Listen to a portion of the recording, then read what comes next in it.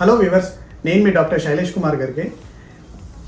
చాలా పేషెంట్స్ మన YouTube videos followers వాళ్ళ వీడియో చూసిన తర్వాత వాళ్ళకున్న ప్రాబ్లమ్స్ స్పెసిఫిక్గా అడగాలనుకొని వీడియోస్ కింద కమెంట్స్ వాళ్ళ ప్రాబ్లమ్స్ ఎక్స్ప్లెయిన్ చేస్తున్నారు. సో అలాంటి కొందరు పేషెంట్స్కు నేను ఇవ్వగలుగుతున్నాను, కొందరు పేషెంట్స్కు నేను because of the busy schedule వాళ్ళకు ఇంటరాక్ట్ లేకుంటే వాళ్ళకి రిప్లై ఇవ్వలేకపోతున్నాను. సో కొన్ని ప్రాబ్లమ్స్ చాలా పేషెంట్స్కు కామన్గా ఉంటాయి, లైక్ దేర్ సైజ్ కానీ వాళ్ళ సిమ్టమ్స్. సో అలాంటి కొన్ని క్వశ్చన్స్కు నేను ఈరోజు ఎక్స్ప్లెయిన్ చేయగలుగుతాను, so that it may help.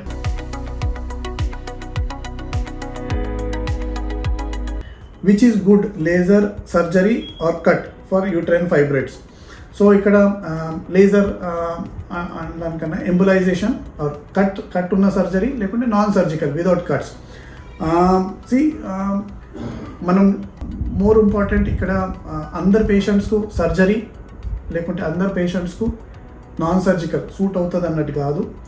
మనం చూసేది ఏంటంటే what is the age of the patient, what are the size of the fibroid, how many fibroids are there, what is their location, what are the patient's symptoms, whether patient is married or not, whether patient want to retain the uterus or not. So these are multiple factors, because we just cannot say this is best and this is bad, or this is good or this is bad. So అలాంటి treatments ఉండవు. Particular సిచ్యువేషన్లో particular patients కండిషన్ని పట్టుకొని, symptoms పట్టుకొని, fibroid characteristics పట్టుకొని మనం decide అవుతాం ఏదైనా.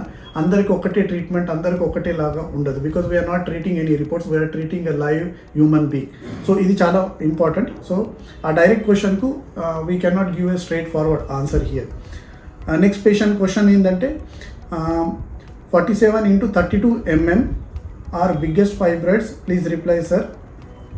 So biggest fibroids, anything more than 3 cm, if they are symptomatics, we call as fibroid. But for 47x32 mm, these are small fibroids only.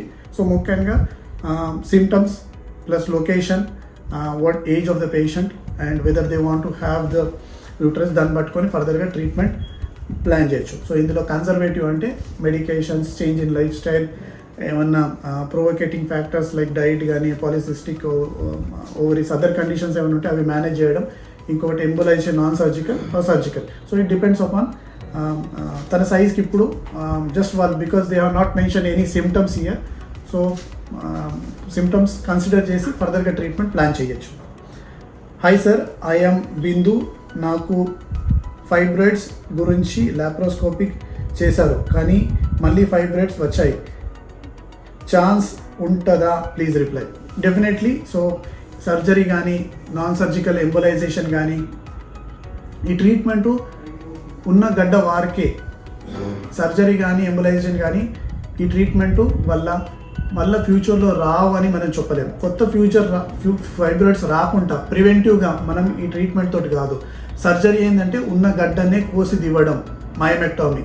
Embolisation కూడా ఉన్న గడ్డ వారికే మనము ఆ ఫైబ్రాయిడ్ని కిల్ చేయడం. సో కొత్తవి రాకుండా సర్జరీలో కానీ, ఎంబులైజేషన్లో కానీ కాదు, ఎందుకంటే these are curative treatments for the fibroids which are there.